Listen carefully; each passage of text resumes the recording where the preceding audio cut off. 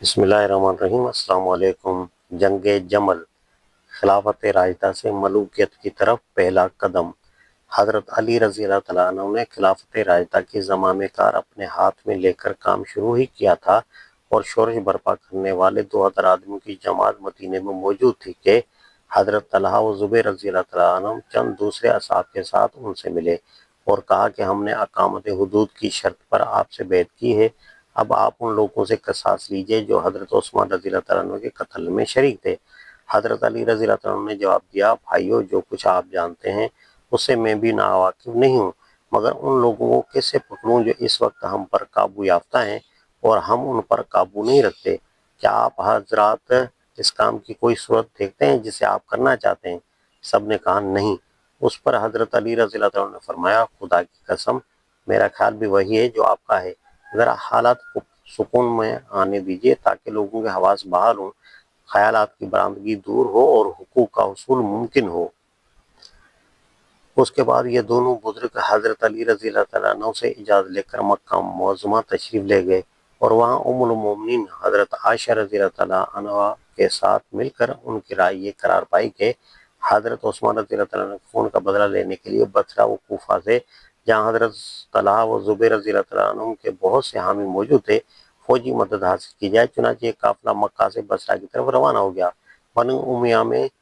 سعید بن العاص اور مروان بن الحکم بھی ان کے ساتھ نکلے۔ مر الزہران موجودہ وادی فاطمہ پہنچ کر سعید بن العاص نے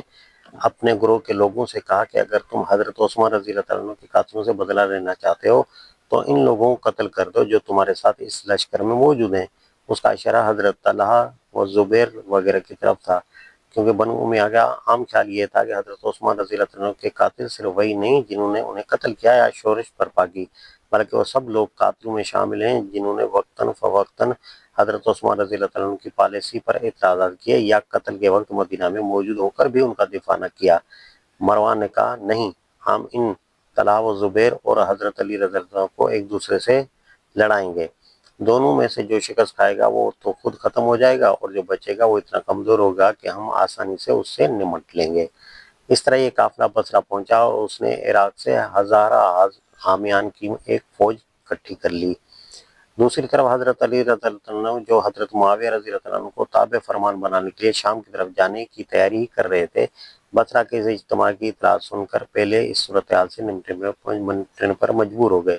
لیکن بہت سے صحابہ اور ان کے اثر میں آنے والے لوگ جو مسلمانوں کی خانہ جنگی کو ایک فتنہ سمجھتے تھے، اس مہم میں ان کا ساتھ دینے کے لیے تیار نہ تھے۔ اس کا نتیجہ یہ ہوا کہ وہی قاتلان عثمان رضی اللہ عنہ جن سے پیچھا چھڑانے کے لیے حضرت علی رضی اللہ عنہ نے موقع کے منتظر تھے، ان کی تھوڑی سی فوج میں شامل رہے۔ یہی چیز ان کے لیے بدنامی اور فتنے کا سبب بنی۔ بصرہ کے باہر جب ام المومنین حضرت عائشہ رضی اللہ تعالیٰ عنہ اور امیر المومنین حضرت علی رضی اللہ عنہ کی فوجیں آمنے سامنے ہوئیں تو درد مند لوگوں کی ایک بڑی تعداد اس کوشش میں لگی کہ اہل ایمان کے ان دونوں گروہوں کو تصادم سے روکا جائے۔ چنانچہ ان کے درمیان مصالحت کی بات چیت قریب قریب طے پا چکی تھی، مگر ایک طرف حضرت علی رضی اللہ عنہ کی فوج میں وہ قاتلان عثمان رضی اللہ عنہ موجود تھے جو سمجھتے تھے کہ اگر مصالحت ہو گئی تو ان کا انجام برا ہوگا، اور دوسری طرف ام المومنین رضی اللہ تعالیٰ عنہا کی فوج میں وہ لوگ شامل تھے جو دونوں گروہوں کو لڑا کر کمزور کرنا چاہتے تھے۔ چنانچہ انہوں نے بلا اجازت جنگ کا آغاز کر دیا اور جنگ جمل برپا ہو گئی، جسے دونوں طرف کے اہل خیر روکنا چاہتے تھے۔ جنگ جمل کے آغاز میں حضرت علی رضی اللہ عنہ نے حضرت طلحہ اور زبیر کو پیغام بھیجا کہ میں آپ دونوں سے بات کرنا چاہتا ہوں۔ دونوں حضرات تشریف لائے اور حضرت علی رضی اللہ عنہ نے انہیں نبی کریم صلی اللہ علیہ وسلم کے ارشادات یاد دلا کر جنگ سے باز رہنے کی تلقین کی۔ اس کا اثر یہ ہوا کہ حضرت زبیر رضی اللہ عنہ میدان جنگ سے ہٹ کر الگ ہو گئے اور حضرت طلحہ رضی اللہ عنہ آگے کی صفوں سے پیچھے ہٹ گئے، لیکن ایک ظالم عمر بن جرموز نے حضرت زبیر رضی اللہ عنہ کو قتل کر دیا اور مشہور روایت کے مطابق حضرت طلحہ رضی اللہ عنہ کو مروان بن الحکم نے قتل کیا۔ بہرحال یہ جنگ ہو کر رہی اور اس میں دونوں طرف سے 10,000 افراد شہید ہوئے۔ یہ تاریخ اسلام کی دوسری عظیم ترین بدقسمتی تھی جو شہادت عثمان رضی اللہ عنہ کے بعد رونما ہوئی، اور اس نے امت کو ملوکیت کی طرف ایک قدم اور دھکیل دیا۔ حضرت علی رضی اللہ عنہ کے مقابلے میں جو فوج لڑی تھی وہ زیادہ تر بصرہ و کوفہ سے فراہم ہوئی تھی۔ حضرت علی رضی اللہ عنہ کے ہاتھوں اس کے 5000 آدمی شہید اور ہزاروں زخمی ہو گئے، تو یہ امید کیسے کی جا سکتی تھی کہ اب عراق کے لوگ اس یکجہتی سے ان کی حمایت کریں گے جس طرح شام کے لوگ حضرت معاویہ رضی اللہ عنہ کی حمایت کر رہے تھے۔ جنگ صفین اور اس کے بعد کے مراحل میں حضرت معاویہ رضی اللہ عنہ کے کیمپ کا اتحاد اور حضرت علی رضی اللہ عنہ کے کیمپ کا انتشار بنیادی طور پر اس جنگ جمل کا نتیجہ تھا۔ در حقیقت حضرت علی رضی اللہ عنہ اور حضرت طلحہ و زبیر رضی اللہ عنہ کے تصادم کا یہی نتیجہ نکلا جس کی توقع مروان بن الحکم رکھتا تھا، اس لیے وہ حضرت طلحہ و زبیر رضی اللہ عنہ کے ساتھ پھنسا گیا تھا اور افسوس کہ اس کی یہ توقع 100% پوری ہو گئی۔ حضرت علی رضی اللہ عنہ نے اس جنگ میں جو طرز عمل اختیار کیا وہ ایک خلیفہ راشد اور ایک بادشاہ کے درمیان فرق کو پوری طرح نمایاں کر دیتا ہے۔ انہوں نے اپنی فوج میں پہلے ہی اعلان کر دیا تھا کہ کسی بھاگنے والے کا پیچھا نہ کرنا، کسی زخمی پر حملہ نہ کرنا اور فتح کے بعد مخالفین کے گھروں میں داخل نہ ہونا۔ فتح کے بعد انہوں نے دونوں طرف کے شہداء کی نماز جنازہ پڑھائی اور انہیں یکساں احترام سے دفن کرایا۔ لشکر مخالف سے جو مال ملا تھا اسے مال غنیمت قرار دینے سے انکار کیا اور بصرہ کی جامع مسجد میں جمع کرا کے اعلان فرمایا کہ جو مال پہچان لے وہ لے جائے۔ یہ خبر پھیلی کہ حضرت علی رضی اللہ عنہ بصرہ کے مردوں کو قتل اور عورتوں کو لونڈیا بنانے کا ارادہ رکھتے ہیں، تو حضرت علی رضی اللہ عنہ نے فوراً اس کی تردید فرمائی اور کہا، مجھ جیسے آدمی سے یہ گمان نہیں ہونا چاہیے، یہ سلوک تو کافروں سے کیا جاتا ہے، مسلمانوں سے ایسا سلوک نہیں کیا جا سکتا۔ جب حضرت علی رضی اللہ عنہ بصرے میں داخل ہوئے تو ہر گھر سے عورتوں نے گالیاں اور طعنے دیے۔ حضرت علی رضی اللہ عنہ نے اپنی فوج میں اعلان کیا، خبردار،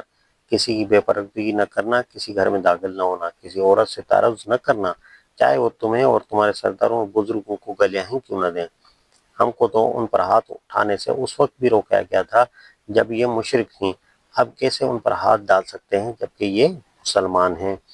حضرت عائشہ رضی اللہ تعالیٰ عنہا کے ساتھ جو شکست خوردہ فریق کی اصل قائد تھیں، نہایت احترام کا سلوک کیا گیا اور مکمل حفاظت کے ساتھ انہیں مدینہ میں بھیجا گیا۔